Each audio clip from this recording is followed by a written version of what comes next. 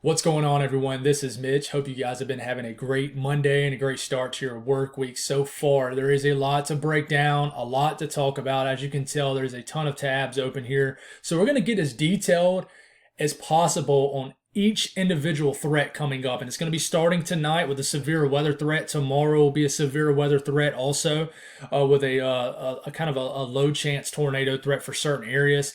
And even tonight, there's a chance for tornadoes. And then the winter weather side of this that will be lasting through the rest of the work week. And then there's a time frame about a week from today that we're going to talk about at the tail end of this video. And, there's not a whole lot of details on it, but there's already some chatter about it. The European and the GFS and even the Icon models are already showing hints that there could be some winter weather a little bit further south into the mid-Atlantic, Virginia, maybe North Carolina, Tennessee, Kentucky, a little bit south than where the winter weather is going to be impacting throughout the rest of this work week. So we're going to talk about that also. So if you guys have not subscribed, consider doing that. Like the video if you like it.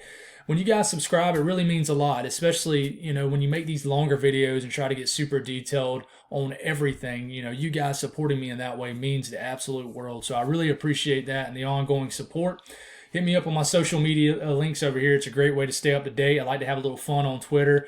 It doesn't always have to be so serious. So I like to cut some jokes every once in a while. And not everybody understands some of the stuff I post, but I always try to put the writing of what I'm trying to say in the comments. But definitely hit me up there. I love interacting with everybody. If you guys got anything I can pray about, please put it in the comments below. It gives me an opportunity to pray over them, and it gives others an opportunity to do so too. And with the growing following, a lot of people see this stuff, so we're all doing mass prayer, so it's very important to do that and look out for one another here. So let's get going here. This is the watches and warnings. So you got winter storm warnings up in the pink, blizzard warnings up for a few counties in North Dakota, South Dakota, even a couple counties in Minnesota. Now you're starting to get the winter storm watches up for areas of northern Arkansas, the Ozarks, and eastern Oklahoma. These are flood watches. This is going to be a big threat out on its own, and you got winter weather advisories up here. And then check out the counties in the purple in Michigan.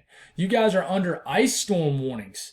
So you're already getting some of those getting dropped, so this is going to be a big deal. Still the slight risk, nothing has really changed from this morning, and that is because you're going to have a tornado threat overnight in this area. This brown shade area is a 5% chance of a tornado at 25 miles in any given location in that 5% brown risk right there. So this will be really starting in a few hours overnight tonight into tomorrow morning through 12Z Tuesday, which is basically around 5 to 6, 7 a.m. tomorrow morning.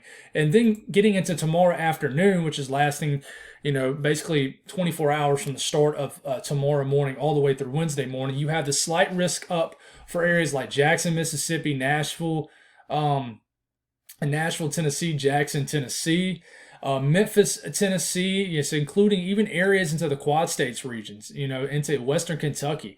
The tornado threat, there's actually two little areas you watch here in the same situation. That brown area is a 5% chance of a tornado at 25 miles in any given location. So it's kind of split up. So there's going to be two areas of interest that we watch here. So let's go on and look at the ARRR model on what's going on tonight.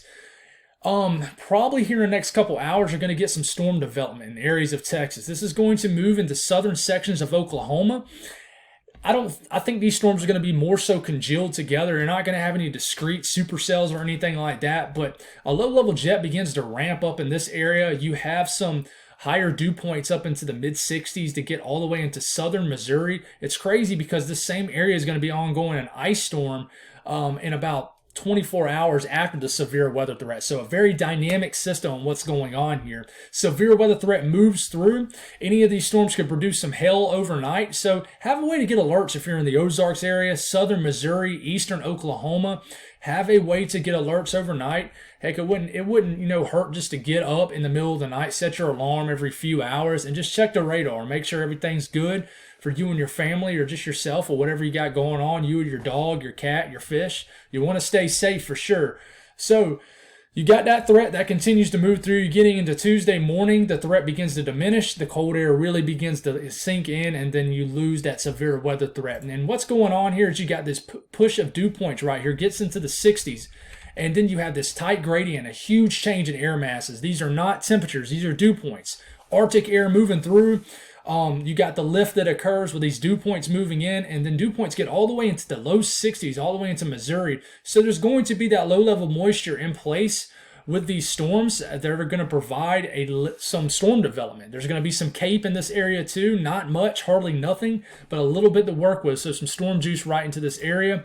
That low-level jet will be in place overnight and will ramp up in these areas, and that's why you had that tornado threat right here. A low-level jet pops up 40 to 50, 60 knot. Low-level jet puts a spin in the atmosphere, puts a spin on those updrafts for the thunderstorms, and you can have an isolated tornado or two overnight. So that's why you have to watch out. Better safe than sorry, right? HRRR model for tomorrow. This morning, it looked a little dangerous. It has since trended down, actually, which, you normally see things like this trend up. But this is for around 4 o'clock tomorrow afternoon. You watch for an area right here of these storms that have a little spin to them in Kentucky, and then you watch down here. There'll be a little bit better thermodynamics in play down here in areas of northern Mississippi, northern Alabama. Thermodynamics as in higher dew points, better surface temperatures, meaning, temperatures might get into the 60s and 70s into this region. Kinematics will probably be a little better up here when you got a more stout low-level jet flying through Kentucky and areas of Tennessee. But any of these storms tomorrow evening could have a spin to them. They could drop a quick tornado, and there will be a damaging wind threat. But trying to figure out who's going to get a storm where, it's going to be impossible. That's why it's important to have a reliable radar source if you live anywhere that gets a lot of severe weather, really just in general. And I always will recommend Radar Scope. There's Radar Omega too, and I just don't know much about that app, but definitely your little default Weather Channel app does not do things like this justice, guys. The Radar Scope is $9.99 a year, not a month, a year. And you can literally plug in your location onto this app, and it'll literally drop a pin right where you live and your address on this map. It's pinpoint. It's just, I would say it's 99% accurate, and it's great. It really is. It's a great source. So let's go on and jump into the winter weather side of this. This is the Arctic front, and it's already ahead of schedule. It's actually 50, 60, 70 miles ahead of schedule as far as what model guidance shows where it should be and then where it actually is in real life. So we're getting into overnight tonight. Here comes the cold front. Look at this.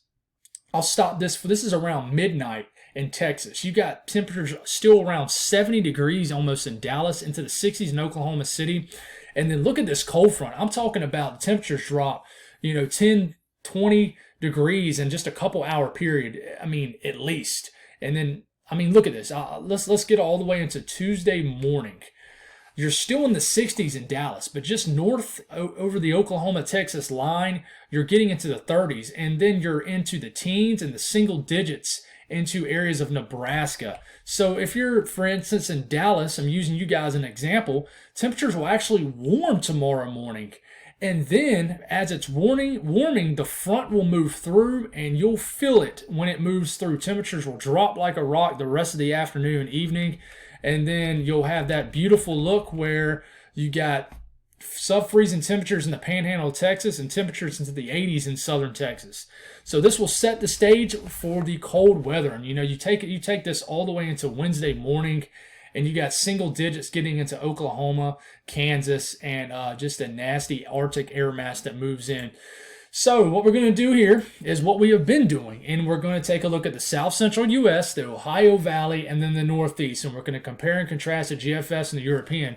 For the south central U.S., which includes what you see, Texas, Oklahoma, Missouri, Arkansas, we're able to look at some of the short-range model guidance, so we can compare and contrast that too. But the GFS, moving forward here, we're getting into, this stops at around Wednesday morning. An area of sleet, maybe some freezing rain breaks out over areas of Oklahoma, eastern Oklahoma. A wave of freezing rain breaks out over northern Arkansas. Sleet moves into areas of southern Missouri. Gets really close to St. Louis, maybe some light snow. And then all-out freezing rain for these portions of the country right here. There's a little bit of freezing rain back here in Texas, but it's not near as robust. And then the moisture amplifies itself as you're getting into Thursday morning. So at this point, it's been about 24 hours of steady frozen precipitation for areas. So this is for around Thursday morning. Freezing rain falling in Oklahoma City, more so a wintry mix of sleet and snow north of town. Ice still falling in northern Arkansas and southern Missouri. A wintry mix of everything further further north into central Missouri. This continues to move through. The moisture might intensify, and you just got an all-out ice storm occurring in northern Arkansas and southern Mississippi as you're getting into later into the morning hours Thursday. Freezing rain still falling in these areas. And, for Dallas-Fort Worth, I think y'all will see a little bit of freezing rain, but I think it'll stay mainly rain, and I still think there'll be some slick spots. But this continues as you get into Thursday afternoon. The axis of freezing rain continues to move through and sleet. And that is what the GFS shows. Now, you're getting into the European. The European starts this off as all freezing rain as we're getting into Wednesday morning. This moves as just a wave of several hours of freezing rain for Oklahoma City. A few hours of freezing rain for northern Arkansas, southern Missouri. This moves on through. And like I said, the European continues the trend of detaching these two waves of moisture somewhat. Now, down here in the warmer side, they're still kind of connected, but further to the north, they almost detach these two pieces of energy somewhat. So you get another area of moisture that develops, and freezing rain for areas of west of Dallas into more western north areas of Texas. Texas is so huge. Whatever geographical region of Texas you want to call this, freezing rain breaks out. It's continuing to break out Thursday morning into Thursday afternoon. This moves through, but it's much warmer for these areas into southern Missouri and northern Arkansas. It's all rain. So much warmer for areas of southern Illinois. Y'all are saved from the really bad ice storm. So there's still differences, right?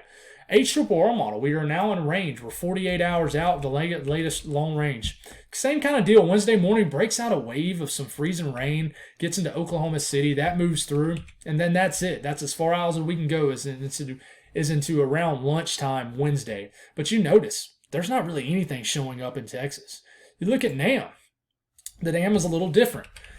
Starts it off as early as Wednesday morning. It gets a little bit of sleet showing up deep into Texas and these regions right into here. Shows a little bit of freeze and drizzle into Dallas, but not a whole lot of moisture. Just has some sleet. The orange is the sleet moving into Oklahoma City, and then maybe just some freeze and drizzle and breaking out over portions into deep Texas. This almost shows up all the way into Austin, Texas. Some freeze and drizzle showing up here. So the NAM is colder, but it doesn't necessarily show a lot of precipitation as you're getting into later Wednesday afternoon and evening. But, the last frame of the NAM for about midnight, Wednesday night into Thursday morning, it's starting to show some more moisture developing right into here. So you have to watch out for that in areas of Dallas, points west, and even in southern, down south and south central Texas, some freezing rain showing up here. So that's all the model guidance for that. As far as looking at the GFS, as far as snowfall totals, really the most snow is going to fall in eastern Kansas, not showing a lot of snow really any further south than that. Shows some decent snow for St. Louis, but this is trending a little further north, and y'all stay mainly ice. So it's a wintry mix of everything in St. Louis. A few inches of snow is possible, according to the GFS in Kansas City. And then you look at the axis of heavy snow in south central Illinois and central Illinois with several inches of snow possible per the latest GFS. Now you look at the European, it's not as aggressive at all with anything. As far as especially the snowfall totals, there's a stripe of some snow that shows up for areas of Missouri, maybe a couple inches of snow in central to south central Missouri, maybe a little snow in the far southeast corner of Kansas and the northeast corner of Oklahoma, but not really a lot in the way. You look at the freezing rain totals off the European, and I forgot to show this off the GFS, so I'll go back. But the freezing rain totals, and let me switch it to this, off the European, shows a good little bit of freezing rain. Not just a little bit, but remember, cut these totals at least in half, maybe 60%. But this would be a nasty, probably at least quarter-inch ice storm in Oklahoma City. Not much ice gets into Dallas, but the Ozarks of Arkansas, the southern portions of Missouri, a lot of nasty ice showing up here, at least over a quarter inch to maybe a half an inch of ice showing up for these regions. You look at the GFS for the same time frame, it obviously has the ice a little further south, but not as aggressive in certain areas, but still the same areas I just mentioned. And it shows that glaze into Oklahoma and then into areas of north central Texas and northern Texas in general. A little bit of a glaze showing up, 1/10 of an inch, maybe a 1/15 of an inch of ice showing up here. Switch to the Ohio Valley. We can compare the GFS and the European, but we're not really in range to show the short range models in this range. So let's check this out. Overnight tonight, wintry weather will continue into these northern sections of the U.S. right in here. Wisconsin, freezing rain overnight tonight, especially in the southern portions of the state. The northern portion will stay all snow. That wave will move through. Nasty freezing rain showing up in north central Michigan. More of a wintry mix in areas of northern Michigan.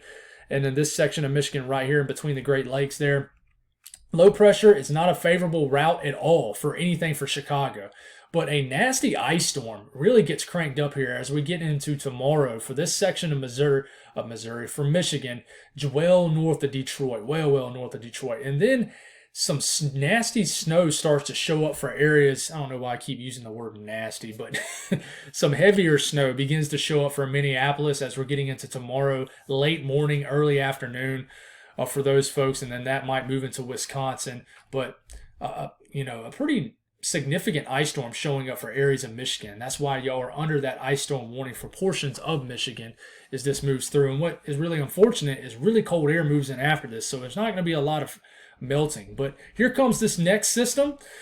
The GFS has this moving through, and we've already talked about Missouri, but as we're getting into areas of the Ohio Valley, first wave of this wintry mess moves in overnight Wednesday into Thursday. You're getting into Thursday morning, light snow overspreading areas of south central Indiana, Illinois, a wave of snow moving into areas of central Ohio. Trying to figure out where exactly the snow is going to be. That's going to be pretty difficult. But as we're getting into Thursday afternoon, the GFS wants some heavier snow showing up in central Illinois. And like I said, it kind of detaches. Even the GFSs began to do it, like the European showing. It kind of detaches this first little wave with this kind of this bigger wave of moisture. And this moves through and we'll freeze it here. And this is for Thursday evening, an all-out winter storm occurring for everybody in the Ohio Valley just about. For Kentucky, majority of it looks rain, but we'll have to see how close these northern counties of Kentucky gets close to the freezing rain. But it looks like a lot of heavy rain. But there's an all-out ice storm occurring in areas of southern Ohio, Indiana, and Illinois, more so south central areas of Indiana. And then there's that line between freezing rain, sleet, and snow, and then the snow, which could be some heavy snow in areas like Cleveland, maybe several inches of snow possible. This continues to move into the overnight hours Thursday into Friday, and you just get a nasty wintry mix of everything moving into areas of the southern areas of the Northeast, and then into Northeast in general. And then it kind of begins to clear out, might end a snow for a lot of folks as you're getting into Friday morning. And then that's all she wrote. The European, let's compare and contrast it. It's much further north. Keeps everybody up here rain.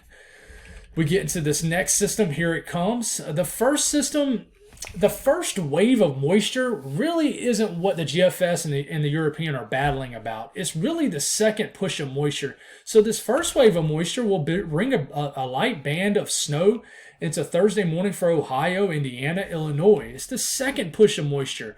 And the fact that it's showing such a big break in the moisture.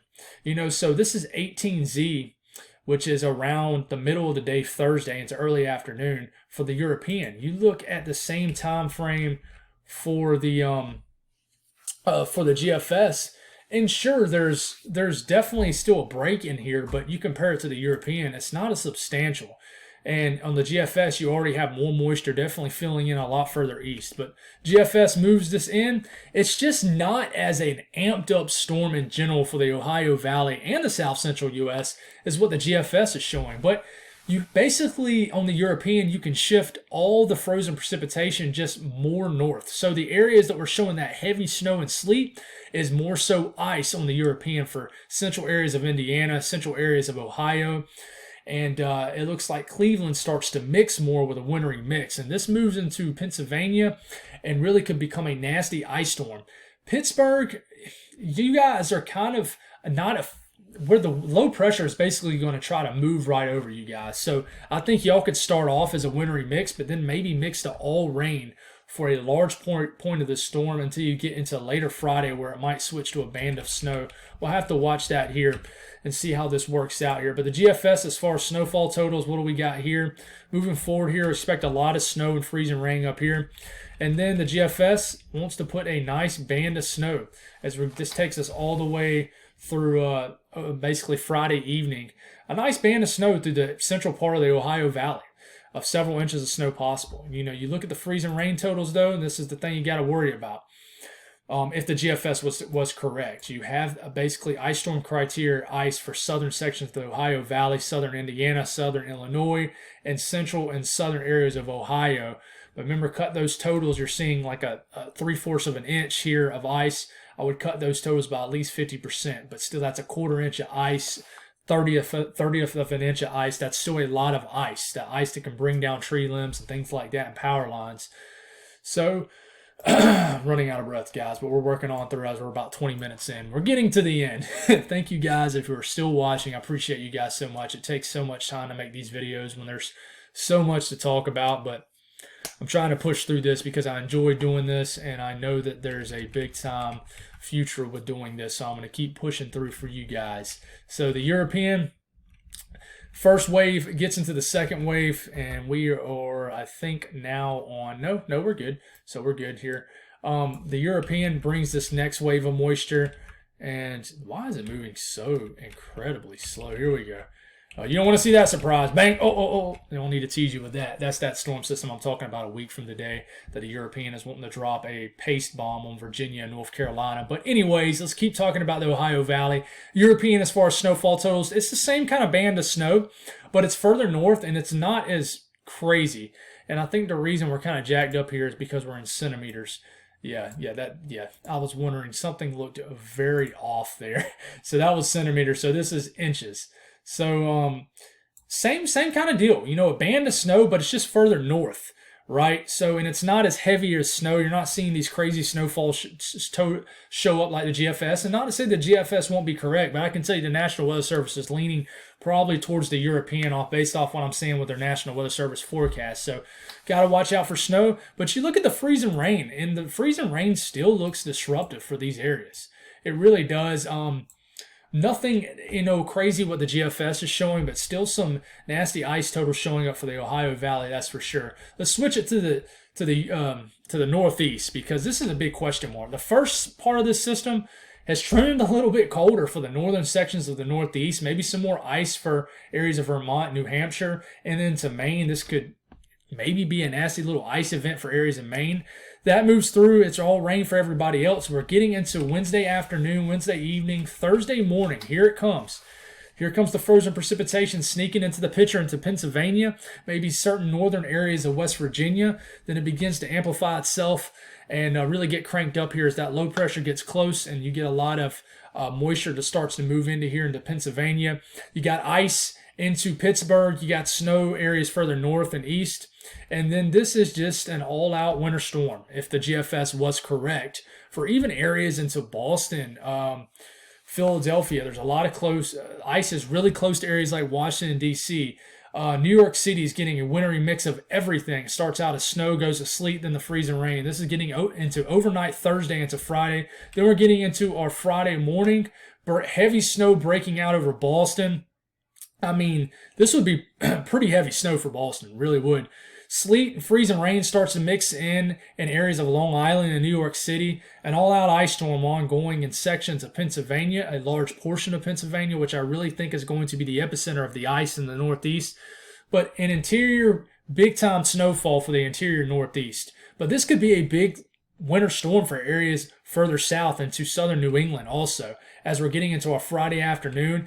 If you were to take a look at the GFS, it would stay all frozen precipitation for areas just into the interior areas of New England, like most of Massachusetts, besides southeast areas into the Cape, would stay mainly snow, freezing rain, and sleet. And then this would be a big event for areas like Boston. It really would. That moves through. Take a deep breath here, almost at the end. We're looking at the European here. What does the European show? A big-time rainstorm, a little bit of ice up here, not as cold as the GFS. But then one thing I will say is the European and the GFS are starting to agree, actually, with the Northeast. Really talking about areas like Boston, I think Pennsylvania it does not agree with. It really wants to mix a lot of rain into Pennsylvania and still be a big time ice storm as this is frozen in around the wee hours of the morning, Friday morning. Snow showing up for the northern sections of Pennsylvania into New York State. And then, into New Jersey, the northern half of the state, snow, freezing rain, and sleet. We're getting into later in the morning. Snow starts to blast Boston with heavy, heavy snow. Maybe some frontogenesis you got to watch out for, some heavy banding, front end thump before it switches to ice. Maybe some ice into New York City Friday morning. Getting into Friday afternoon, it looks like it might stay all snow. The low pressure slips to its south, and you got all snow for areas like Boston. So it kind of agrees with especially New England, the GFS and the European, that maybe you guys stay all frozen. It's going to be an interesting scenario. This could be a high-impact event. What the GFS shows as far as snowfall totals for these areas, moving forward here, substantial winter storm. In fact, it's beefed up the totals. GFS now showing over a foot of snow. That's probably a little sleet mixed in too in areas like Boston, Massachusetts, southern sections of Vermont, and New Hampshire, interior areas of New York State, even northern sections of Pennsylvania. You guys could see a few inches of snow if the GFS was correct. You compare that with the European, what does it show? Moving forward here, getting on through, go. Man, you are slow. All right, here we go. European, like I said, you compare this with the GFS. They're decently close with the axis of heaviest snow right into this region, into Boston, now showing over a foot of snow just about on the European model. Now you look at the GFS, let's just focus on the European right here, because I really think the European is going to be the most correct in this situation. You focus on the European, look at the previous run right here. Some nasty ice totals showing up in Pennsylvania, northern New Jersey, southeast, even into New York City. Not quite really big time ice storms, ice totals into New York City, but I mean, look at Connecticut. Some significant ice totals are showing up in Connecticut, and that's mixing with snow and sleet also. So this would be an ice storm for most of Pennsylvania, though. So you got to watch to see how these ice totals creep into the picture. So that's the Northeast. Now, let's switch over and talk about, for you guys who've made it, and I appreciate everybody who has. Hopefully this will be a nice ending to the system. This is for late Saturday night. What you're looking at here is a piece of the polar vortex, potentially, a lobe, if you will, the northern stream, the southern stream. These two pieces of energy are going to flirt with each other, and we've talked about this before. And as we're getting into Sunday evening, you look for these two pieces to phase, and they do somewhat. And it kind of becomes a positively tilted trough. Therefore, they phase, and there's enough cold air coming down. You have basically a substantial winter storm after all these other ones that are moved through. So basically, the European and the GFS, but especially the European, wants to give the Mid-Atlantic and even into North Carolina, Tennessee some love as far as the snowfall totals, as far as snow in general. I don't know why I say totals, but let's take a look at what that looks like on the latest GFS. Here you go. You're getting into Sunday afternoon, Sunday evening, Sunday night into Monday morning, and look at this snow. Low pressure right here, cold air moving in. Snow, heavy snow for the Appalachian Mountains, eastern Tennessee.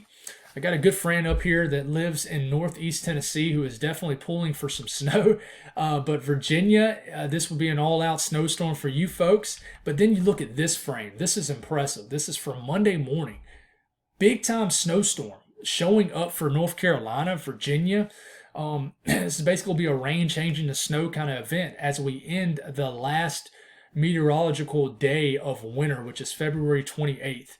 So this would be a bang of a way to end winter for these folks, well, I guess I would say us folks, because I'm in the Carolinas too, but even though it shows all rain, this would be a substantial winter storm. It really would. But what's really impressive is this cold shot of air that comes in behind this after having such a warm week in the southeast.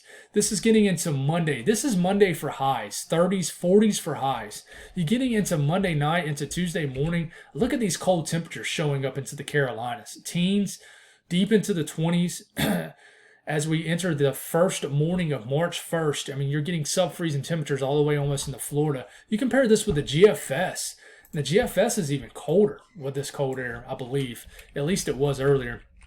But these are high temperatures around Monday, next Monday, so a week from today, only in the 30s in North Carolina, South Carolina, and then some nasty, bitterly cold air moves through, and where you can get sub-freezing temperatures all the way into Florida for your March. But look how cold it is up into the Mid-South, the Ohio Valley, the Mid-Atlantic. So there's a lot to watch here. So we'll continue to figure out what's going to go on, guys. Thank y'all for tuning in tonight, and I'll have you an update in the morning. God bless.